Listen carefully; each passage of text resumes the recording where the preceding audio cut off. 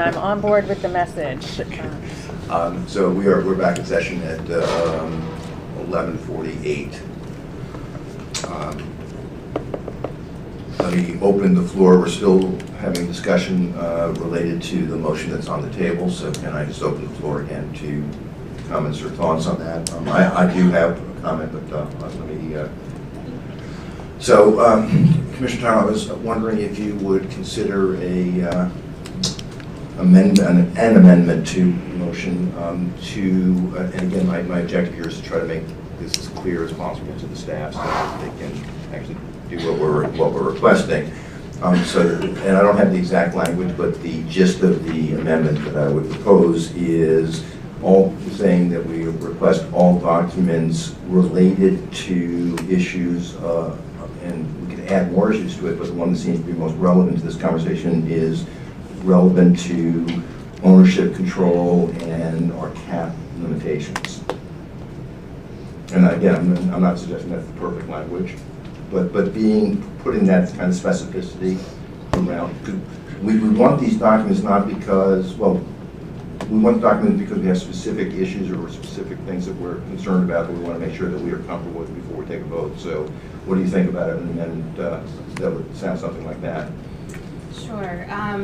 Yes, my motion was a starting point. I fully welcome everybody's expertise and collaboration in addressing the concern. And for me, this is about fairness and consistency, not necessarily just this one. Sure. So yes, I would welcome that. Okay, thanks. Before I make that motion, can I ask for other comments? Commissioner McBride?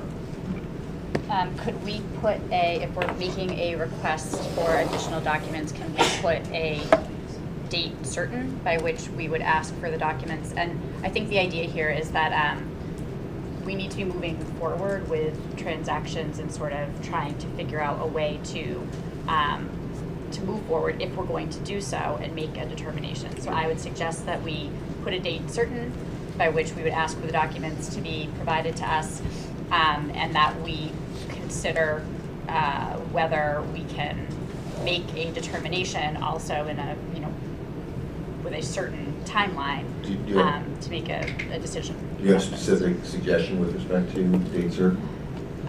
Well, I think that perhaps waiting for our next public meeting may be too long to make a decision on this, given that we have had a due diligence review done by investigations. We have an affidavit in front of us from parties attesting as to their understanding of control documents or information that is turned over to us. I would say within a week we should try to make a decision on this. Commissioner Doyle? So the confused look on my face. Yes, I did notice that. Sorry. Make a decision within a week. Is that a public meeting you're suggesting? Yeah. Okay. If we can. And, yeah, I understand. The calendars of all of us are relatively complicated, but I will certainly be willing, if we do go forward with that motion and approve it, I would certainly be willing to take responsibility for making a good faith effort to find a way to make that happen. This is the job, so let's do it. Other comments or Commissioner Tyler? I agree with Commissioner McBride. I think that's a great point. I welcome any input from the staff on the doability. doability, timeline, any feedback. Do you have any comments on that, either Mr. Executive Director or investigations and enforcement staff? Of course, I have comments on it. Hey, you've had it pretty easy so far to this meeting, so. That's subjective, yeah. So I think due diligence work that's been done, I have to give credit to staff as well, and I don't want to pile on, but I think the exercise of bringing a recommendation to the commission today really was intended to spark conversation of what is necessary for you as a commission to undertake that review. And I think that's also why the language was chosen as far as the recommendations for you to consider that. Yes. And so this is, I think, also the concern that's been raised as far as our ability from a pure bandwidth standpoint for scalability of this. And this is not the only application that's pending for a change of ownership. So I want to be mindful of and to Commissioner Title's point, the fairness and consistency of our approach is important. I am confident in saying that the due diligence work that has been done by staff will not be enhanced by any third party, but it will be matched by what was done. What it will give us, I think that's a very important clarification, so thank you for making that. What it will provide the commission, though, is bandwidth, scalability, and the ability, I think, to turn this around faster in most cases, but it's also something that we will have to manage from a vendor relationship standpoint. So the commitment is certainly there to pursue that in earnest and do that, I think, in a diligent way.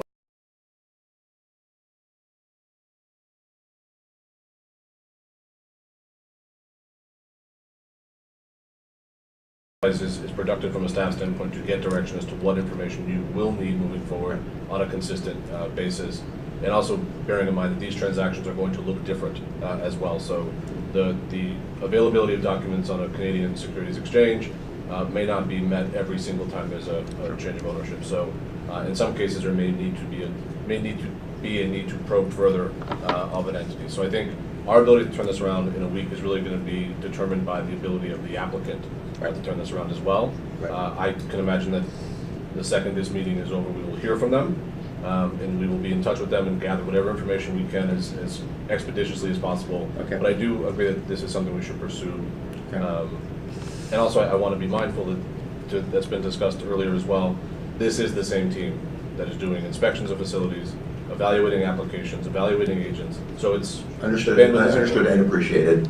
Yeah, Commissioner Can Rattani? I make one more point then? So if in light of that very fair point, the applicant has a different timeline in mind, one that then I think that we should be responsive to that, understanding that we are kind of working in a place here where we're throwing out a date that might not be something that they can generate the information. So I think that the important piece here is that we are satisfying a request for additional information, confirmatory information, and that we are to move ahead and ensure that we are moving along in the process and not sort of leaving, obviously the hanging chad of our existing process. So let's try to put that into place and maybe have a conversation and make sure. But I would suggest that staff and the applicant determine what the appropriate timeline might be. I think a week is, we can probably make it happen in a week. If it needs to be longer, then it can be longer. It probably shouldn't be shorter. Okay, that's great. Mr. Chairman, I think related to that is the sentiment is not lost on me, which is that any, I hate to call it, any delay will not be ours. If there's need for them to require more time, we should afford them that ability. But so understood. Thank you. Unless I think I can try to do this. I'm not sure I'm going to succeed, but let me try and see. The motion, can you just repeat your original motion, please, Commissioner Tuttle, then I'll offer an amendment to it? Or make a motion to amend? Yes, my motion was to request from the applicant all documents addressing transfer of ownership, whether public or not. So I think there's two amendments that I would like to offer, and I'll articulate them, and then if people agree, then I won't make a formal motion to make the amendment. So one amendment that I would like to propose is to change the request from all documents relative to the transaction to all documents relevant to our understanding of control, issues of control, and adherence to our cap limitations on ownership. And second, that subject to the agreement between our staff and the applicants, that we will move forward in a timely fashion to evaluate the documents that are provided by the applicants, and endeavor to have a commission meeting as soon as is feasible, given that timeline, to reconsider this application. Again, I'm not sure that that language is perfect, but those are the gist of the two amendments I would like to offer. Does that work for people? Did I get anything wrong? Commissioner Town? Can I make a slight Are you going to propose an amendment to my amendment? How does this work? I think it's called wordsmithing. Change request from all documents change the request to all documents relevant to issues of ownership, control, and Fine. cap limitations. I'm fine with that. So, unless there are other comments, then I would like to make the motion to amend Commissioner Title's motion. Can I have a second, please? Second. So I think, can you help me, first we vote on the amendment and then we vote on the, okay, so I'd like to ask for a vote on the amendment that I proposed to Commissioner Title's motion. So I think we have a motion. I think we have a motion in a second. Oh, no, I'd like to ask for, I've made the motion. Can I ask for a second?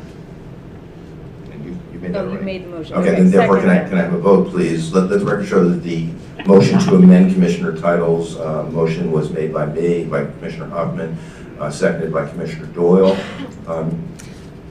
Go ahead, Commissioner Title. I'm sorry, just a point of clarification with regard to the redaction issue, we're leaving that up to staff, which I'm fine with. Can you be more explicit, please? Well, it's just we didn't make a So decision about that. that we would allow the staff, I understand that we didn't close this. I don't understand what explicitly are you proposing? I just wanted to be intentional about the fact that we're about all the documents that they give to us. Yeah, given the of what the now amended motion asks for, that hopefully it will be narrow enough that this is not going to be an issue. We may learn from the applicant that that's not the case and there are concerns, but at this point I think it's just important to move forward, and if we have to make an adjustment, make an adjustment. Yeah, I mean, I'm presuming that all privileges will apply, et cetera, right? I mean, so, yeah. Okay. So then I'd like to ask for votes on the motion to amend Commissioner Title's original motion. Commissioner Doyle? Aye. Commissioner Title? Aye. Commissioner Hoffman? Aye. Commissioner McBride? Aye. Commissioner Flanagan? Aye. Great. Then I would like to ask for a motion to approve Commissioner Title's original motion as amended. You have it. I have it. I don't need to do that. Thank you very much. Then, can I, unless there are any requests for debate before I ask for a vote? Then, Commissioner Doyle, your vote? Aye. Commissioner Title? Aye. Commissioner Hoffman? Aye. Commissioner McBride? Aye. Commissioner Flanagan? Aye. Okay. Thank you. I will ahead of time thank the staff. I understand pretty much every meeting we have ends up with additional workload on the staff, and to Commissioner or to Executive Director Collins' point, pretty much on the same staff. So we recognize that, appreciate that. I think that we ended up in the right place here. This is a very important matter, but we're trying to move expeditiously, so I think we're in a good place. I want to thank my fellow commissioners as well as the staff for where we ended up here.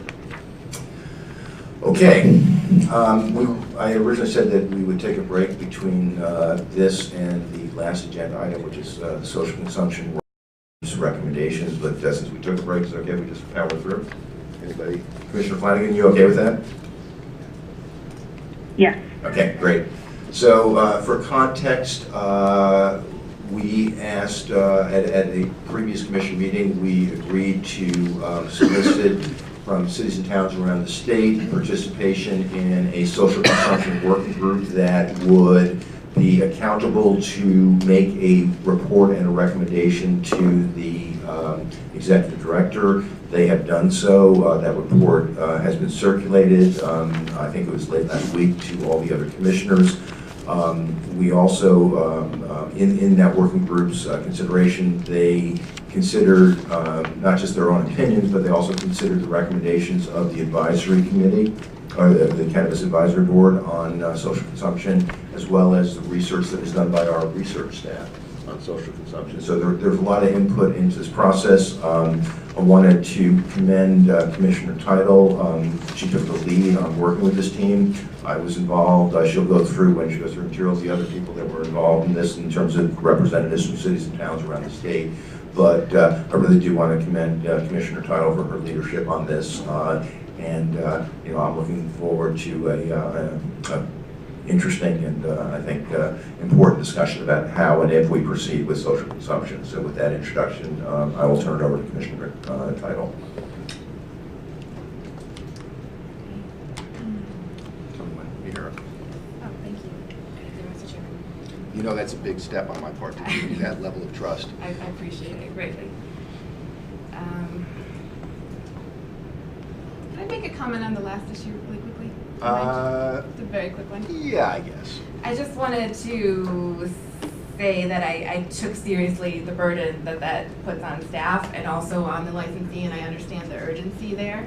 And that wasn't taken lightly, but it's just so much in the public's interest. Yes, So I wanna make sure I said that. thank you for that. Okay, so before we get into the pilot program,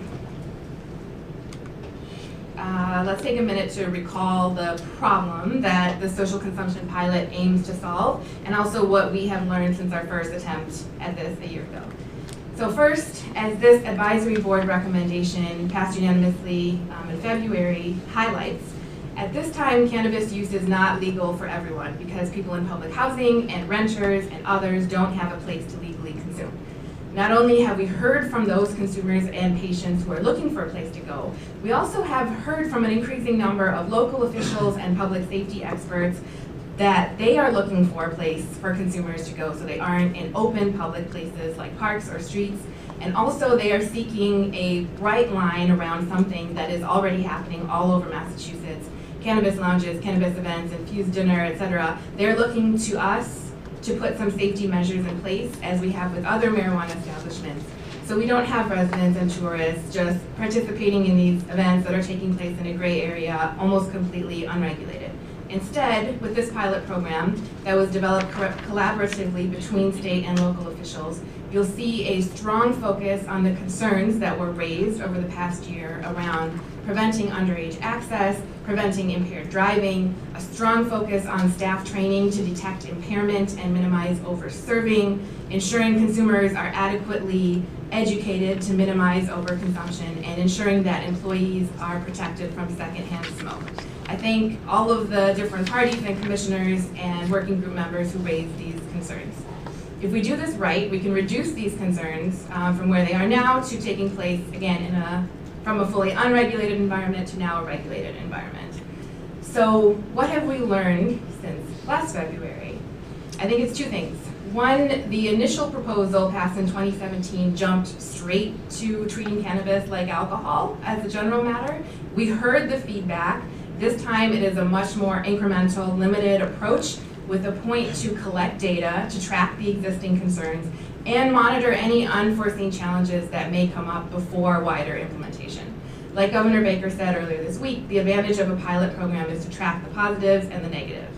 So in that spirit, mixed-use licenses, like the yoga studios and movie theaters that we discussed last time, are off the table for now until we can collect more information, and then we'll be able to have a much more informed discussion about those types of licenses. I also want to emphasize that in order for this pilot program to move forward, in addition to the Commission's regulations, not only will there need to be a legislative change, which we'll discuss, but also every community that allows for these businesses will need to proactively opt in. So therefore, if it moves forward, it is going to feel very gradual. No one is going to wake up one morning and find a cannabis cafe on the corner. No one will be caught by surprise. It is a purely voluntary thing. It will only move forward in a very limited number of communities at first after a robust dialogue among stakeholders in the community discussing what's right for them and if and how to participate in the pilot program. The other thing that I think we learned over the past year is that given our obligation to those groups that have so far been unable to meaningfully participate in the industry, we should continue to focus very deliberately on what the barriers have been and how to make this process address them so that we can improve our data. I want to share some enlightening feedback from Denver regarding the fact that regulations can unintentionally make these particular types of businesses very difficult to start to the point of unfeasible. When Denver passed social consumption, a task force was established to study the impacts on the city after 24 months. But after 24 months, there was only one business operating and no applications for a special event permit had been submitted.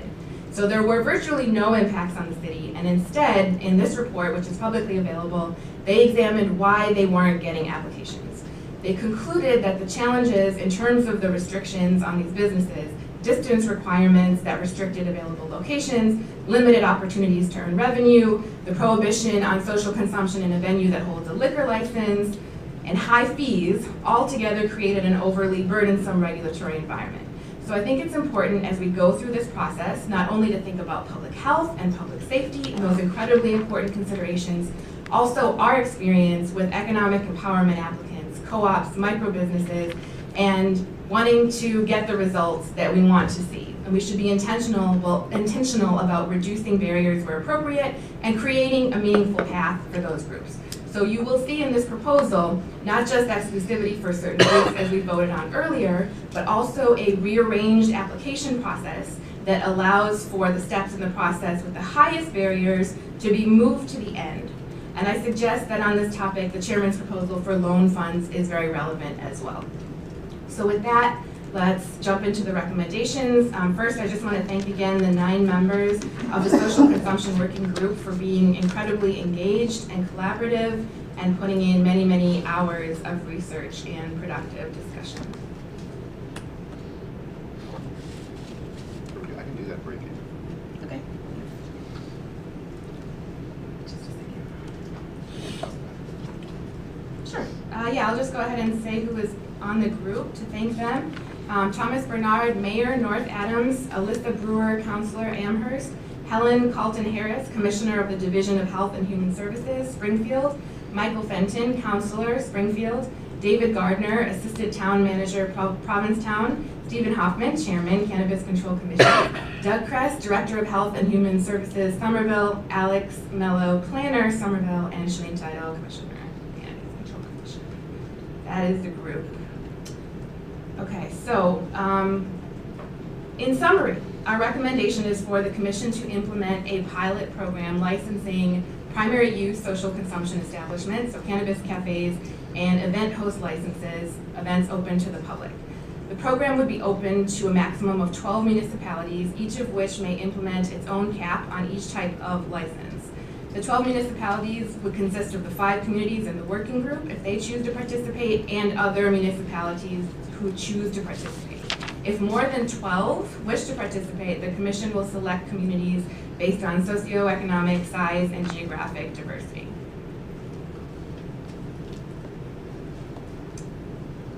The pilot program can only move forward if a bill, such as H3541 or S1125, corrects the issue of allowing cities and towns to permit on-site consumption. Would you like me to move through the whole? Yeah, I think it's okay. Obviously, if there are questions, Questions of clarification as you go through it, please, commissioners, please raise them, but why don't we hold the debate and discussion until you're finished? So no one under 21 may access the premises of an on-site consumption establishment, but it was the working group's recommendation that if permitted by local regulation, municipalities may allow outdoor event hosts to designate an area for on-site consumption. All licensees must have an adequate plan to ensure that no one under 21 will be allowed into an on-site consumption area. The pilot program requires each employee of a social consumption establishment to complete the responsible server training in addition to general required agent training. This would be similar to the responsible vendor training established by the Commission, and the mandatory training would include impairment-related topics such as potency, effects, absorption time, and procedures to ensure that customers are not overserved.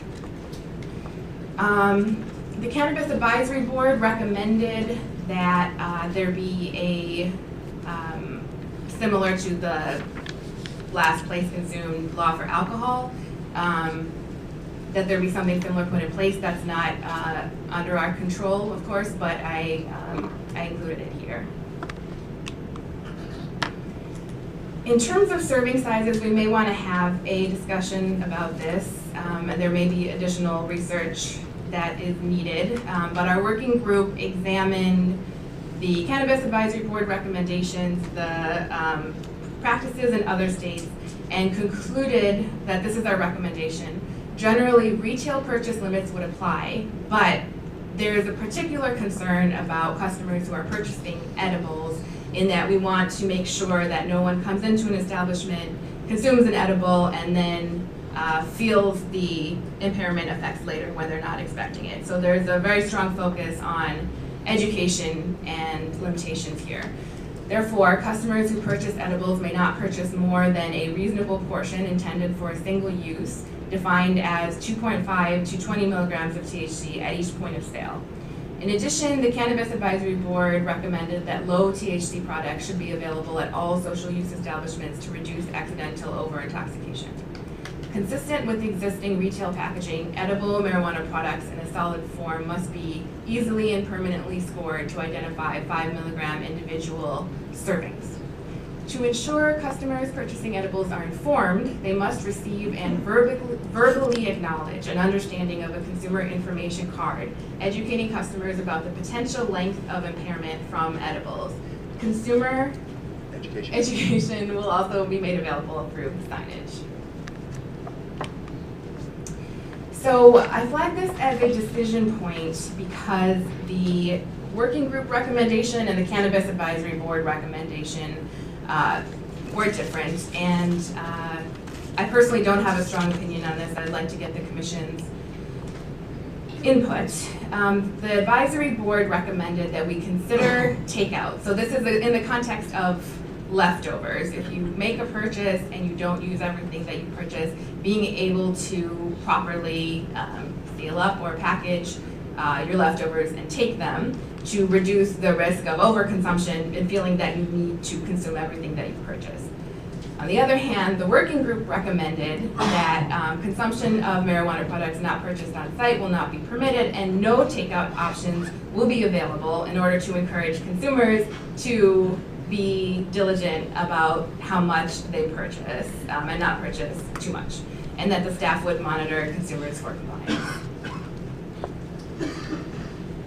In terms of impaired driving, every pilot program participant will need to submit procedural and operational plans demonstrating a diligent effort to assist customers who may be impaired in finding means of transportation.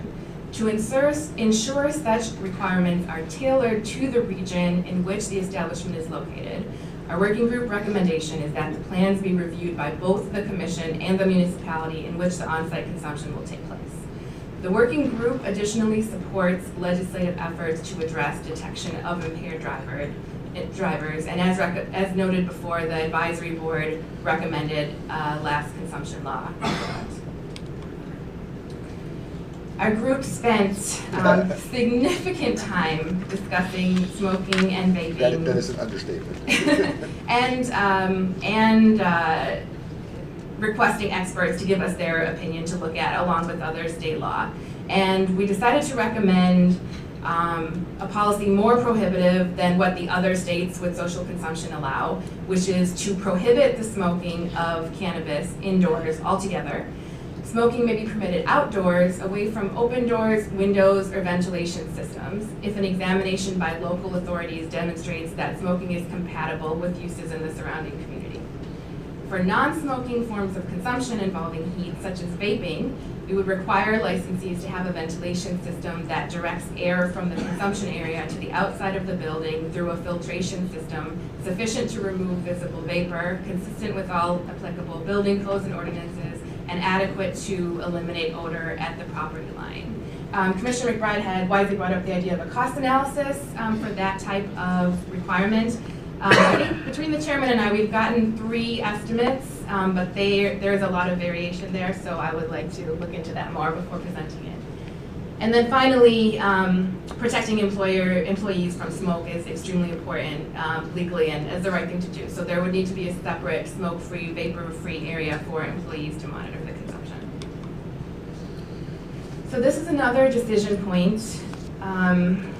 In terms of the licensing exclusivity, the working group recommendation was in accordance with the Commission vote passed February 2018 and the Cannabis Advisory Board recommendation passed February 2019, and parallel to the Commission vote on delivery April 26, initially limit social consumption licenses to equity program participants and economic empowerment applicants for 24 months and then reevaluate.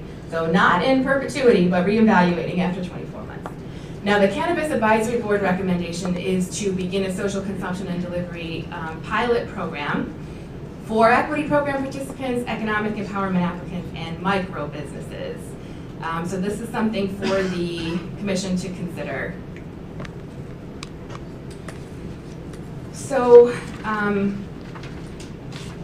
in terms of the application process, this was based on very consistent feedback, both from prospective applicants and from municipalities that wish to have more equitable local processes and asked us for this type of support.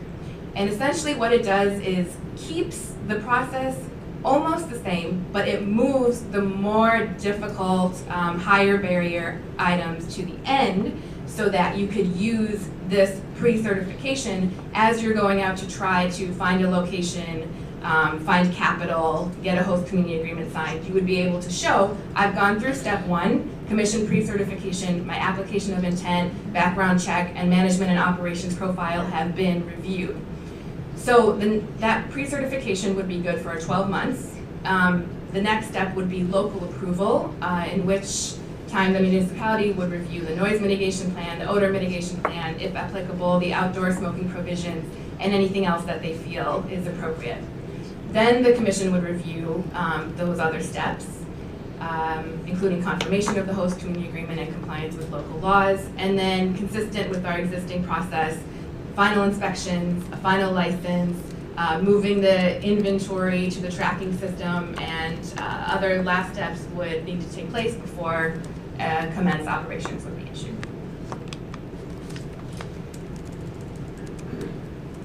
So a pilot program provides an opportunity to closely monitor any unforeseen challenges and ensure that adequate resources are available and agencies are well prepared for any issues that may come up in wider implementation.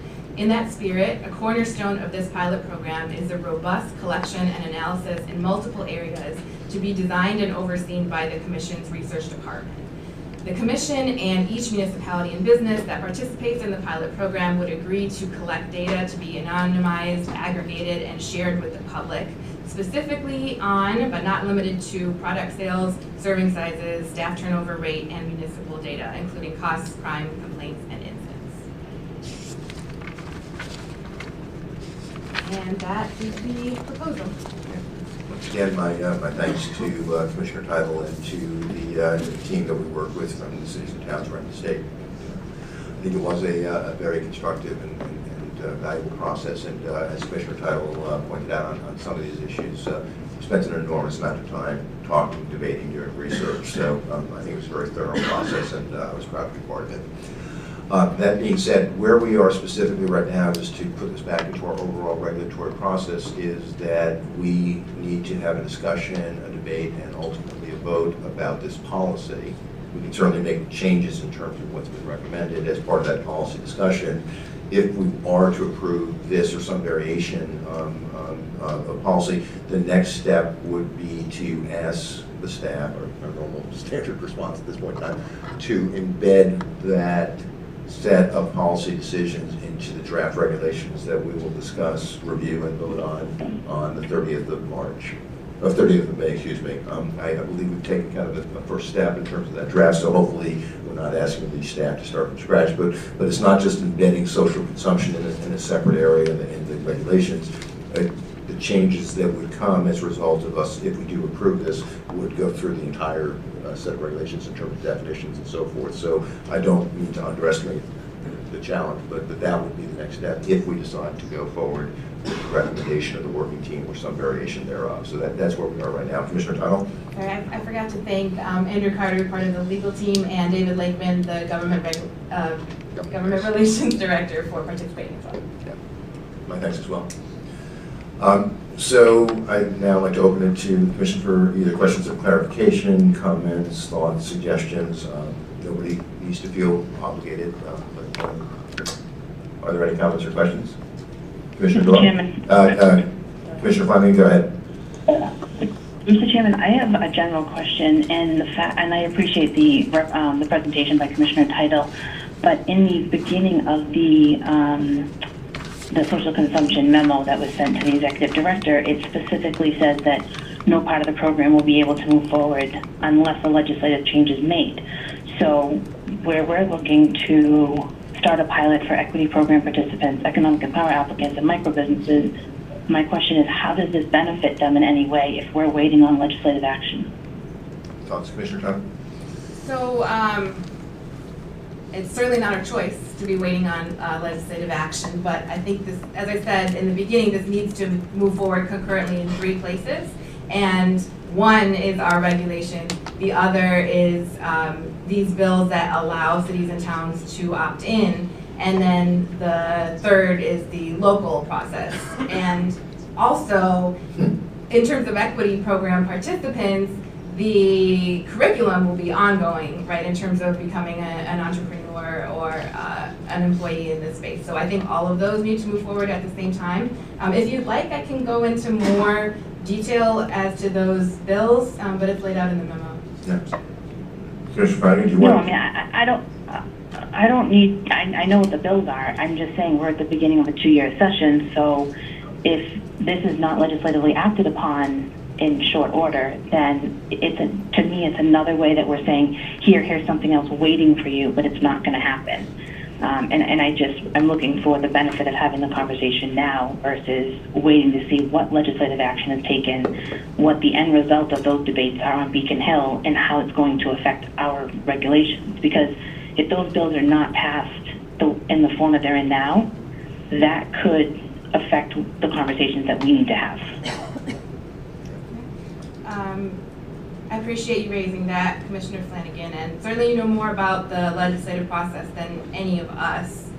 But it seems that there's two ways we could go. One is we could wait and see if that bill passes, and then start this entire process of policy and then regulations, and then implementing a pilot program, or we could move forward with this and also at the same time make it clear publicly that it couldn't move forward unless this changes. I do want to note the nature of this change is not what I would describe as a substantive change. So the issue is that under the local control process in Chapter 94G, it clearly lays out a process under which cities or towns could authorize on-site consumption, but as interpreted by the Secretary of the Commonwealth, it does not provide a mechanism for that process. So these bills would simply correct this issue and allow cities and towns to opt in, which was intended by the law. So it's not a substantive change.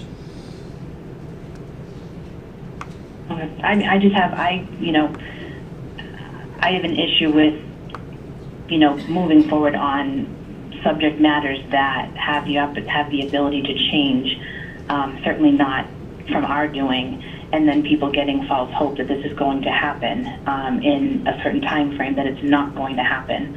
And I think that, we need to make explicitly clear that no matter what is said today or what is voted on, that it's sort of out of our hands, whether it's a pilot program or not, that we are waiting on action from our counterparts up on Beacon Hill, and just so that, not to put pressure on them, but to say, one has to go with the other.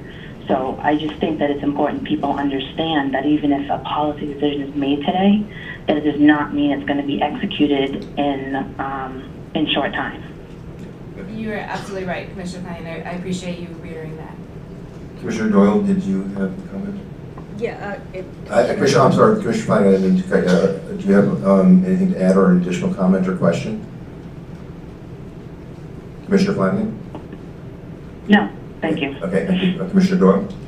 sure. I have 2 main things. I'll do the more substantive one first. The other one is more in the way of a follow-up question to make sure I'm understanding something correctly. The more substantive issue, and I want to commend the work group for deciding not to allow smoking, because I think that's consistent with the efforts to not, have yet another version of smoking reemerge in the Commonwealth. And vaping, I think, is less impactful to health based on the current research that we know to date. And I'd also commend them for looking at the issue of serving sizes. But as I was trying to prepare myself for this meeting, because this is not an area that I'm very familiar with, I found a report with the lead author from Johns Hopkins that sort of looked at the issue of smoking versus vaping and how they impact the person consuming differently, which I had not realized. And They did a study that examined how much you consume by vaping and how it impacts the body. And I should be clear, the subjects of the study were not regular users. So there may be a difference there. This was focusing on someone who was, an occasional user as opposed to someone who uses regularly. And the study found that there was a significant impact on someone who consumed 25 milligrams and a more moderate impact on someone who consumed 10 milligrams via vaporization. And I then looked at the different kinds of ways that you can vape something, because apparently there are multiple options available. Multiple options could be made available at a social consumption site, to try and figure out if there was a business-friendly and consumer public health and safety-friendly way of helping businesses and consumers moderate intake. And the concern that I ran into is that in some methods of inhalation or some methods of using, it is quite easy to reduce and purchase from someone a small amount to consume on site. But as I looked at the various vaporizer cartridges that you may see commonly walking around, those typically come in rather, dosage is maybe not the right word, but you can get a lot in a cartridge and it will last a significant period of time. And so the issue is there doesn't seem to be cartridges available now, and I know, Mr. Chairman, you like to remind us that the market will fill a void, but there doesn't seem to be available at the moment more a single serving size, for lack of a better word, cartridge available for sale, and maybe we'll create an opportunity, who knows. But I want to flag that as an issue and ask that it be looked at as we look at how we're going to implement this, because if we're putting the burden on the businesses to monitor consumers regarding overconsumption, it's difficult for them to do that if the way the business is going to run is that you're giving someone a massive amount of oil and then not seeing them again. You have the one transaction and then you're not interacting with them regularly, which is a little different from an alcohol establishment as a bar, where you might repeatedly be interacting with someone as you buy a glass, a glass, a glass. So I just want to think about that and how we can help businesses and consumers be mindful of this, particularly someone who's a newbie consumer and not used to understanding the impact on their body and the impairment. So that's So the we hold request. off, you said you had a second issue, let's hold off on that and Okay. and discuss this one. And Commissioner Title, would you? Sure. I think you raised an excellent point.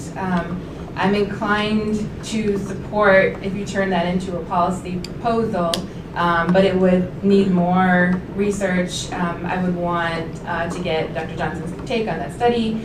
Also, yes, you just raised an excellent point in terms of if vaping is occurring, but we're trying to encourage single serving, how that would be defined, what it means for waste, what the feasibility is. There may be ways to have metered, reusable dosing, but it's not technology I'm very familiar with. So I would be inclined to agree on a policy and then look further into it. Yeah. Other comments? Great. Okay, then your second point, Commissioner Dewar? Sure. I just wanted to come back at some point during the presentation. It was discussed that one of the barriers to entry in Colorado pertained to liquor licenses, and I just wanted to revisit that point, because when we drafted our regulations back in December 2017, if memory serves, it has been a little while, I thought we had said we wouldn't have liquor and cannabis. That's correct. Okay, but hey, one for me. And I'm still mentally, I'm kind of there, because I'm very uncomfortable with the amplification effects that happen when you combine the two, and worried about impaired driving. and I want to do as much as we can, especially in a pilot program, to make sure that we are not accidentally creating an environment where you can combine the two, overconsume, and then have an accident. So I just would love to hear a little more about how the experience of Colorado was discussed in the working group and what their thoughts on that were. Completely agree. I also have that concern, and I would be concerned about how it affected our data too if someone was using both substances. The draft regulations, which to be clear were not voted on by the working group, but it was that no social consumption establishment may serve or allow the consumption of alcohol or tobacco in any form on the premises. But what was at issue in Denver is if you, as a business, hold a liquor license, would you still be able to apply for a special event permit? And so I think the proposal here is that you couldn't allow the consumption of alcohol, but if you held a liquor license, you could potentially apply. Can I have a Please go. follow-up? How will that work with the event licensing portion of this?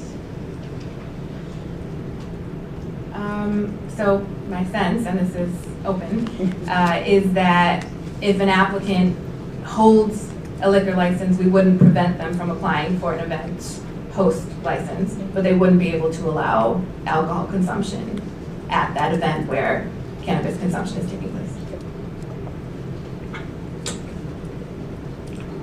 Are there other comments?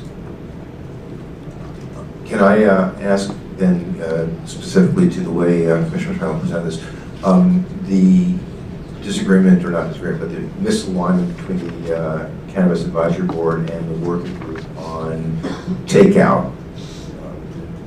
The recommendation of the working group was to not allow that. Yeah, do you want to put the slide back? Sure. Good suggestion.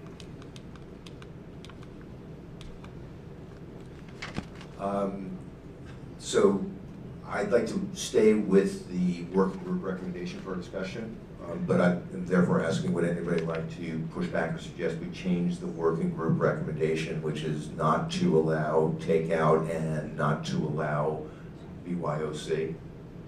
Essentially, the only things that could be consumed on site are those items purchased on site. Is there any pushback on either of those two, or any concerns about either of those two recommendations, or should we? No, I think it dovetails with the issue I brought up. Yes, with the I agree with you completely. Okay. Are there other decision points, Commissioner Title? Just which one? the one other one was whether micro businesses would be included. Okay, so exclusivity, right? So the recommendation of the working group is that the 24-month then reevaluation exclusivity period would apply to equity program and economic empowerment applicants only.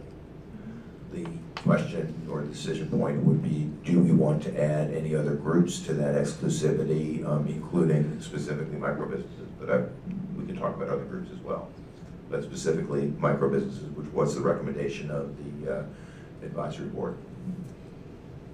So Commissioner Tom? this was the recommendation of the advisory board verbatim. I think it's probably also a good time to outline the limited number of groups that are outlined in the statute, which are communities disproportionately harmed and those that economically empower them. So that would be equity program participants and economic empowerment applicants.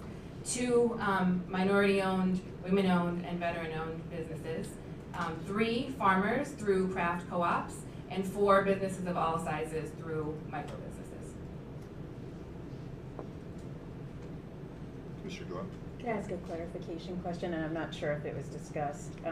When the Cannabis Advisory Board discussed this, was there a conversation, is it micro businesses would be eligible to do social consumption at their existing site, or is it intended they would be eligible to have a license somewhere else?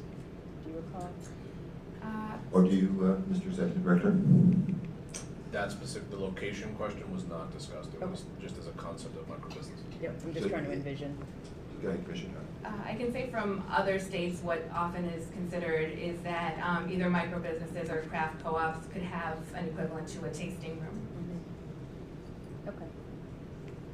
So, again, the recommendation of the working group was to limit this exclusivity to economic empowerment and social equity participants. So the question on the table for discussion is, should we expand that to include potentially micro-businesses, co-ops, other groups?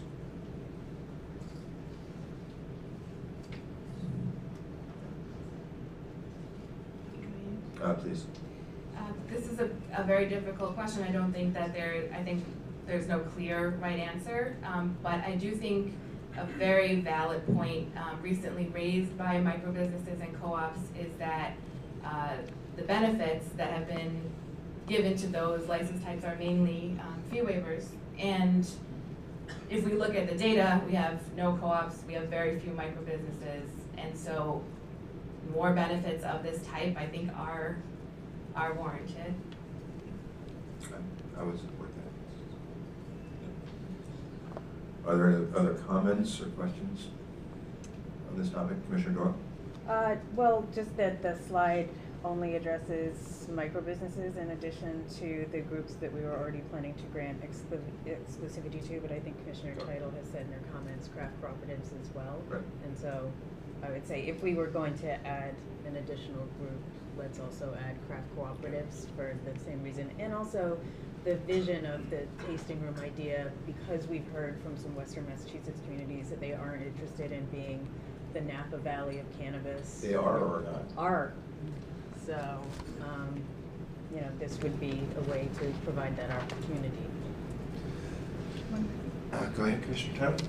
I agree with Commissioner Doyle. Also, a clarification is that when the Cannabis Advisory Board made this recommendation, they had a discussion of equity applicants. It might have been in a different recommendation in the same conversation, but when they said equity applicants, they specifically said that they wanted the commission to have a discussion on a broad level of what groups that would include. I guess. Okay. Mr. Chairman, Commissioner Flanagan? I guess my only concern with limiting these licenses to certain groups is the startup costs. You know, having been at a cannabis cafe in San Francisco, it was my understanding that the costs are not low. So again, my concern is that are we saying that these should be limited to certain applicants, but at the same time they may not be able to obtain the funding? The same problem that we're having now with other application types. Well, my simple response is we need to figure out how to get funding.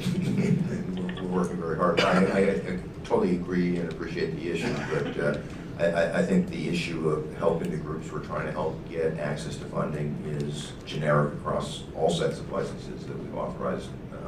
So I think we have to crack that code regardless of what we do on social consumption. We have to crack that code, and you know, I'm speaking for all five of us I know to say we're committed to do so. No, and I understand that, but again, I think, and from my perspective, it's to manage expectations. We don't have the ability to get the funding, you know, as we would like to, and so. Well, to your earlier point, since this is not going to happen until the election, no, I'm kidding. But I think communication and setting expectations, Commissioner Flanagan, is absolutely imperative on this. I know that there's been expectations on social consumption for a long time that, you know, it's going to happen quickly, and I think it's incredibly important to set the appropriate expectations. Commissioner Title. So this is the last slide, which has some additional Cannabis Advisory Board recommendations, and this seems like a good time to actually flag the last one, which is request that the legislature enact legislation or approve budget appropriations to create a fund that will be available to support equity applicants who lack the necessary capital to start a cannabis business. And with that, I commend the chairman and Chairwoman Ching Diaz of the Joint Committee on Cannabis Policy for filing Senate Budget Amendments 867 and 868, which would create a cannabis social equity loan fund. Can I just please ask, going forward, this is not my proposal. I'm representing the commission. The commission asked me to take the lead on this, which I absolutely agreed to do. But this is the commission's proposal. This is not my proposal. I appreciate that. I was trying to give you credit. No, I appreciate that as well. But I don't want to be. I'm not looking. This is us. And I collectively. appreciate the work that everyone's trying to do on this, and certainly the chairwoman of the Marijuana Policy Committee is trying to be part of this as well. However, having gone through 23 state budget debates, I think that, again, we're hanging our hat on something that could happen and not necessarily is in front of us right now with the money there. So my concern, again, is that we're having a conversation without the necessary resources available to us immediately. And I just want people to understand that that's what this is and to manage those expectations, because when we start to hear from applicants that we passed the policy and we don't have the resources to go with it, I just want to be very clear that while everyone's trying to do their part with regards to funding and financing and getting things off the ground, we are where we are. So sometimes we have to take a hard look at what we're doing and when the intended effects might happen. Agreed. I mean, I just think you're absolutely right, Commissioner Flanagan, and I think that, you know, what you're suggesting, I think is that we just are really thoughtful, careful, and explicit in our communications and expectation setting on the timing of these activities if we go forward. Commissioner Doyle? Well, this isn't for the policy discussion, but it's more just, again, a flag. I had brought up about 7 issues in the fall regarding different things that we needed to work on as we work towards social consumption. And I think those are sort of implementation details rather than policy. It's things about dosage and testing and whatnot. So I just want to raise that, you know, we're still working through those issues. We obviously have to have answers to all those questions as we move forward towards a place of implementation, which, as Commissioner Flanagan points out, obviously also rests on some legislative decisions. Okay, I agree. Any other comments or questions? Okay,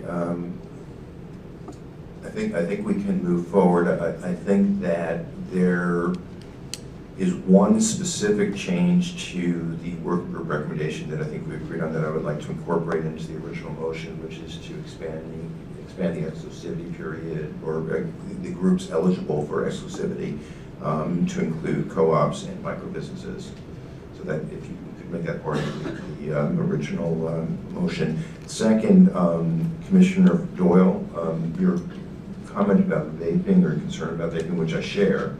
Is that something you would like to see changed in the group's recommendations? Is that another implementation issue? Well, I think we're not necessarily changing the recommendations. It's how we're reacting to them more than anything. I think the issue with looking at serving sizes and doses is, again, one of those detail things. It's more at the implementation stage. We flagged the issue. I think we all have similar concerns about making sure overconsumption does not occur. So I'd say I don't think it needs to be added to the policy vote. Okay. It's So just a, then the policy vote would be to approve the working group's recommendation with respect to a social consumption pilot, subject to one modification, which is about extending exclusivity to co-ops and micro businesses. Unless there's any other questions or comments, I'd like to go forward. Commissioner McBride. I greatly respect the work of the working group, and particularly the municipal officials that volunteered their time on this. I continue to have concerns that the sequence of this is all wrong. I don't think that we should be allowing social consumption unless and until the state addresses the ability to better detect marijuana impairment, to take drivers who are unsafe off the roads and puts into place the necessary laws to deter impairment. This isn't so much a concern because it's inherently more dangerous than alcohol. People draw, you know, those analogies all the time. It's a concern because it's increasing in prevalence, and I believe that going ahead with social consumption is only going to exacerbate that. So I think that at this point in time, the potential for harm outweighs the potential for good that could come out of us moving ahead with this. This isn't a problem without an answer, but it's an answer that's not available to us today. I'd like to see the legislature move ahead with considering the series of recommendations that the Special Commission on Operating Under the Influence made, and that have been acted upon so far. And so it may be that we decide to move ahead with including this in the regulations as a commission, but I just want to say that it's going to be without my voting in favor of it. I appreciate both your willingness to make that comment as well as what's behind it, so thank you. Other comments before I ask for a motion? I have a question. Commissioner Doyle? So, in terms of the timing here, we're talking about a policy discussion and making certain policy decisions. But, and it may only be unclear to me, I doubt that. but are we, once we're voting on these, we're dedicated to the spring schedule that we talked about earlier today? Because based on the concerns raised by Commissioner Flanagan and Commissioner McBride, I'm wondering if it might be more appropriate to give the staff more time to work on the detail issues that I raised in the fall and just today, and then propose this in as part of the fall regulatory schedule, because then we may have a clearer idea of what's happening with the legislative action on how municipalities will be able to Plus opt the in. DUI. And This Commissioner yes. Brown just mentioned. So, just. I'd be interested in people's comments or thoughts on that suggestion. Just to be explicit, we have committed to a regulatory cycle in the second half of the year. The dates are not certain yet, as they were for the regulatory process we're in the middle of right now, but we have committed to a second half of the year regulatory process. I want to set the public's expectations explicitly clear, however. We are not going to do this every 6 months forever. We absolutely recognize that in getting started, we needed to learn and see how things were developing, make some changes. We took over the medical program in December and recognized that we have to rectify some of the inconsistencies between the medical regulations and our own. So it made sense to do this regulatory process now and do another one in the second half of the year. Going forward, it is our commitment to update regulations as needed, but not on a every 6 month basis. So I just made that promise to the staff internally, and I just wanted to make sure that the public expectations were consistent with that. Nonetheless, we are committed to have another regulatory process in the second half of the year. So can get comments or thoughts on Commissioner Doyle's suggestion? I support Commissioner Doyle's suggestion. I think that given the fact that the budget will not be, is expected to be finished by the July 1, beginning of the next fiscal year, it really doesn't make sense to have this conversation before then, because we're going to be in the same place that we are, saying the what if. So I think putting off to the fall makes sense. Okay, thank you, Commissioner Flanagan. Commissioner Tennant? I'd like to make two things crystal clear. One is that our authority to regulate on-site consumption is in the law, and so is a process for cities and towns to allow on-site consumption. The Secretary of State's interpretation is that it's not a mechanism that can move forward. That's not the only interpretation. And so the easiest way that this could move forward would be for one of those bills to pass, but we do not need to wait for that bill to pass in order to move forward with our process. Number two, this proposal does not rely on the budget or the budget amendments that were mentioned. They were mentioned because encouraging people from disproportionately harmed communities and small businesses and getting them into the industry is a multifaceted effort that requires moving ahead in different ways. This is one way, getting loan funds is another way.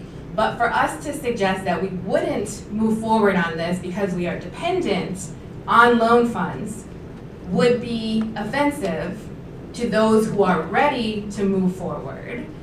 And us suggesting that we could not move forward when we have delayed this once from February 2018, March 2018 to now, because we're assuming that they can't get capital, would be offensive to them.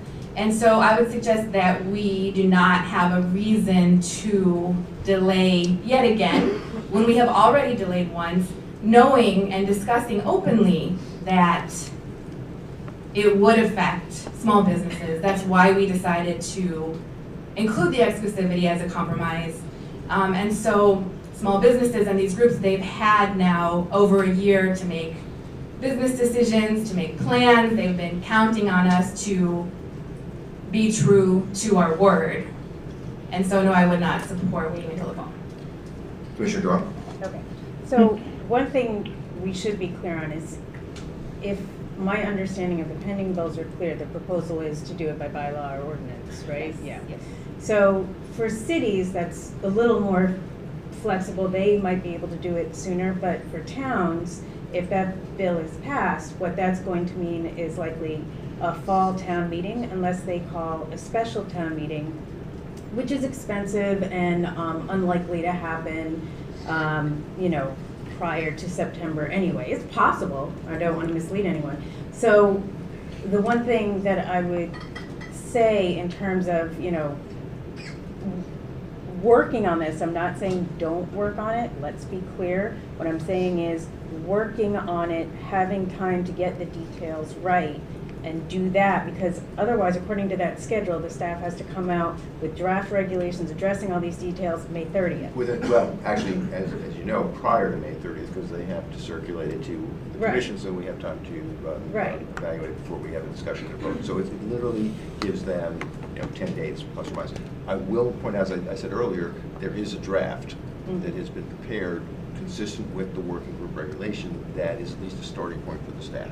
So it doesn't have to be done from scratch, but I'm not underestimating the amount of work involved for the staff nonetheless. But there is a draft Right. consistent with these regulations or these recommendations. And the last thing I would say is, if, you know, you disagree with Secretary of State Galvin's interpretation that the mechanism that's provided in the legislation does not, you know, there is a workable solution there, and you attempt to do the process as described in the statute, if memory serves, it's something that you wouldn't be able to do until November 2020.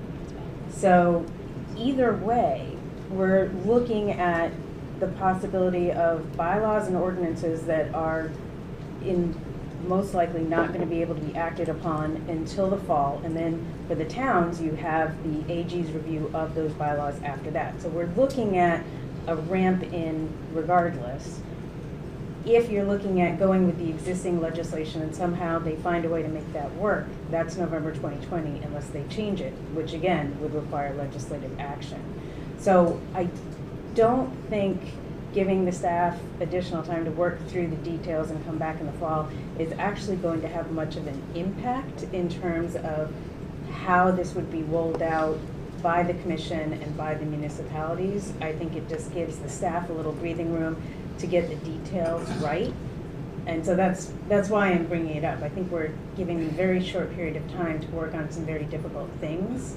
And my preference would be is to give them a little more lead time, especially since, you know, they already are handling a lot. So that's essentially what I'm asking. Okay. Commissioner Tyler? I can appreciate that, but this was on the table since February 2018. It was on the table before any of the other regulatory matters were listed. It was the first one because we delayed it from last year. And I think we owe it to the groups that have so far been excluded from this industry that would be benefited under this proposal. In terms of the cities and towns, I agree with you, but my point is that we shouldn't start this process, we shouldn't wait until after a bill passes to start this process. Right, no, I'm not suggesting that because the bill may not pass. And I think we do need to be still working on, you know, how we are going to do this in a safe way in the meantime.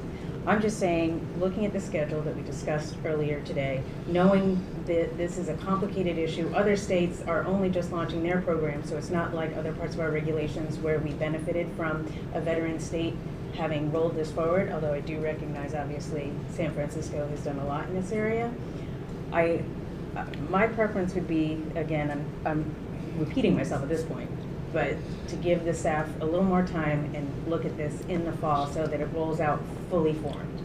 I'm not trying to navigate too fine of a line here, but let me put something on the table.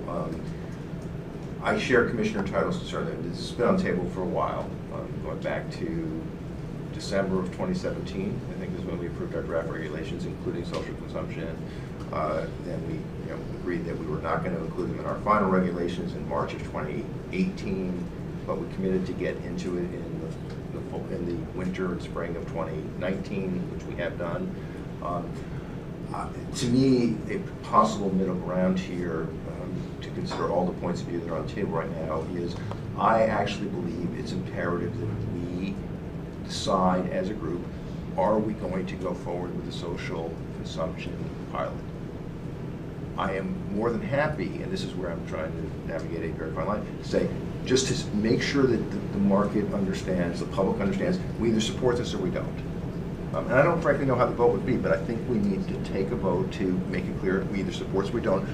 Then say, we're given the concerns that Commissioner McBride raised, given the concerns that Commissioner Flanagan raised, given your timeline for how the city and town process goes, say, we will direct staff to include this in our fall regulatory process. But I don't think it is, I don't think it's desirable to defer the vote on are we in support of social consumption or not till the fall.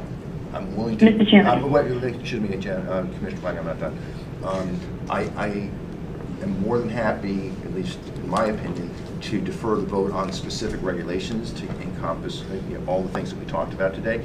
But I actually think we would be doing, in my opinion, a disservice to the public if we don't vote on social consumption as a concept today. Because what if we defer everything until the fall, then if I'm out there in the public, I have no clue whether social consumption is going to happen or not.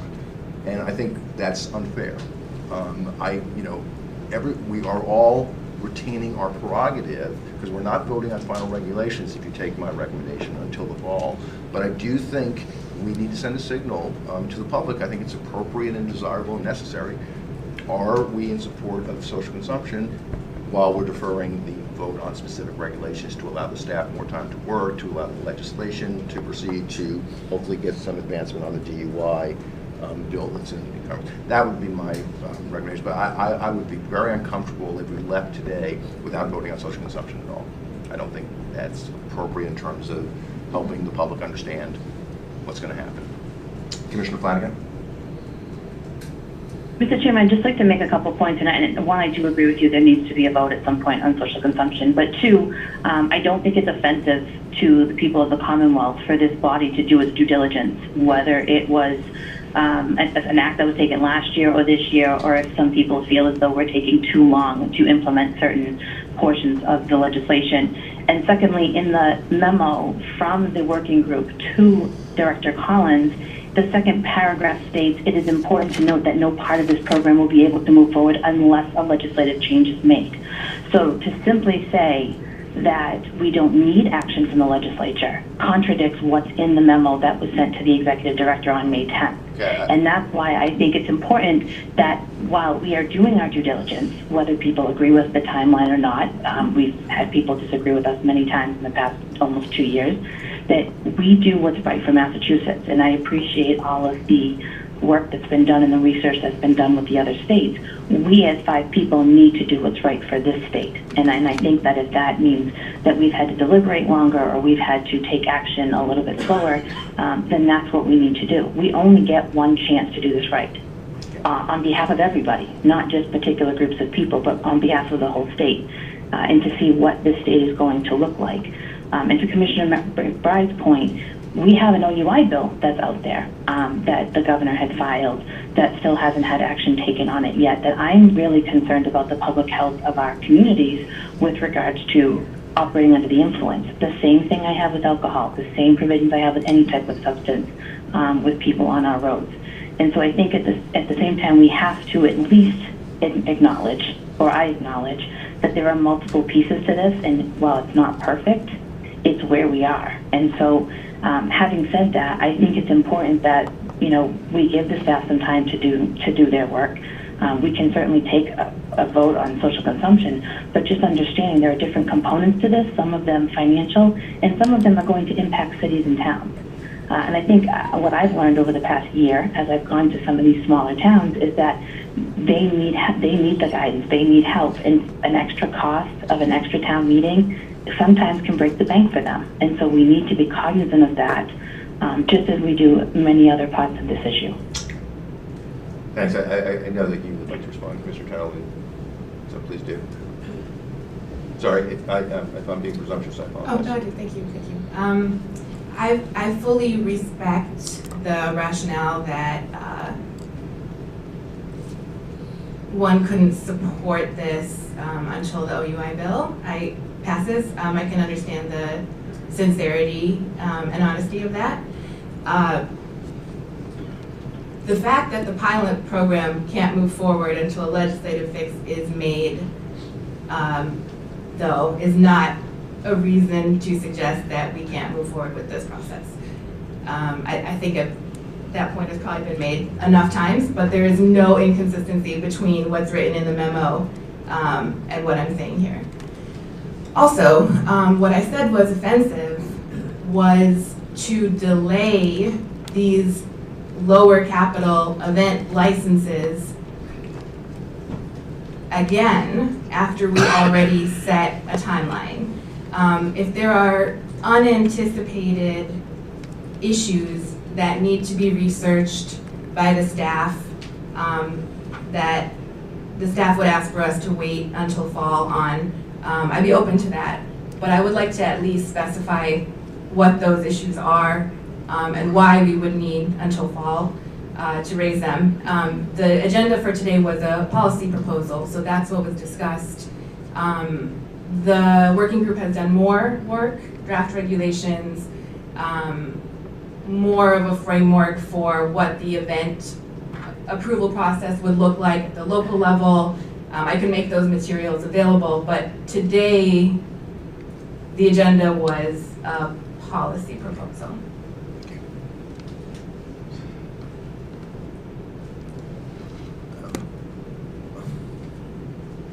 I mean, I think we need to now get into considering motions and voting on motions, and I can think of several. I'm going to actually give the benefit to Commissioner Tuttle to go first, and she did the work on this and brought this issue up.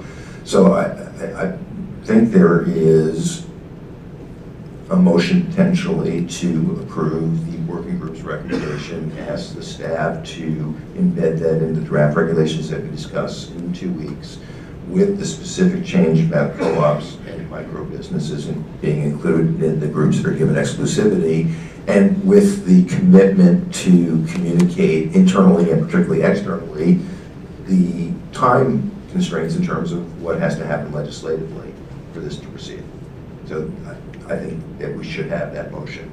I think there is an alternative motion that I think we should consider, depending on how this vote goes, to agree to do this in a different time, a different process. But I think we should, unless you disagree, Commissioner Tuttle, I would like to ask you to put that motion on the table.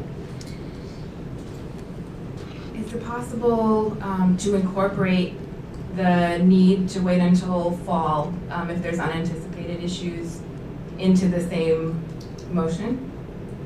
So in other words, moving forward,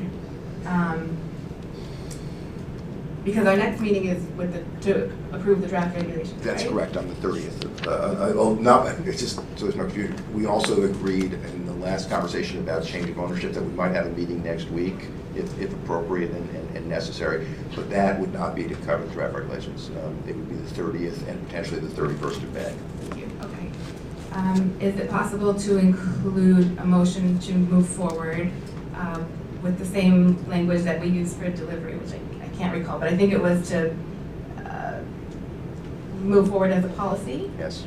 But include that if issues are raised that require additional time, that the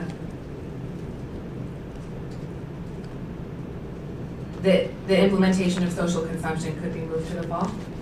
Implementation or approval of regulations? I just want to be specific in terms of what you're suggesting. 'Cause I think it's pretty clear we can't talk about an explicit implementation timeline because we don't know what's going to happen legislatively. Or if, okay, I'm sorry. Go ahead. It's your motion. I'm sorry, I hate to say the same thing 100 times, but I don't think this depends on what happens. Okay, no, I'm sorry. That's why I apologize. I should have said that. I apologize for that. I just want to get at the concerns that were brought up about the fall and incorporate that into the motion. So- Yeah. I mean, I don't know that it's necessary because honestly, the way it would roll out is that even if we vote to go forward today, if we don't think, each individual commissioner doesn't think that the measures in the regulations adequately address the concerns, then it probably wouldn't get voted May 30th. Right. So, and at that point, we could decide, okay, we need to do more work, let's go to May 30th, but it's up to you. I think that's, I was going to, this is one Go to of the three, front. this is one of 3 steps. So policy, draft regulations, final regulations. Great. So if you have a motion that you care to make, I'd appreciate it. And I appreciate that clarification. So the motion is to accept as a policy the recommendations of the social consumption working group, except adding micro businesses and craft co-ops to be able to apply for licensing. Can I ask for a second? Second. Commissioner Doyle, your vote? I'm sorry, before I ask for, are there any requests for additional debate before we vote on this? Okay, then I'd like to ask for a vote. Commissioner Doyle? Aye. Commissioner Title? Aye. Commissioner Hoffman? Aye. Commissioner McBride? Nay. Commissioner Flanagan? Nay. Okay, let the record. Nay. Thank you. Let the record show that the commission approved the policy recommendations of the social consumption working group, subject to the one change around co-ops and micro businesses. Vote was 3 in favor, Commissioners Doyle, Title, and Hoffman, 2 opposed, Commissioners McBride and Flanagan. Thank you very much again to the team, including Commissioner Title, but certainly to our colleagues in the cities and towns that participated. Thanks to the commission for what I thought was important and productive conversation and discussion.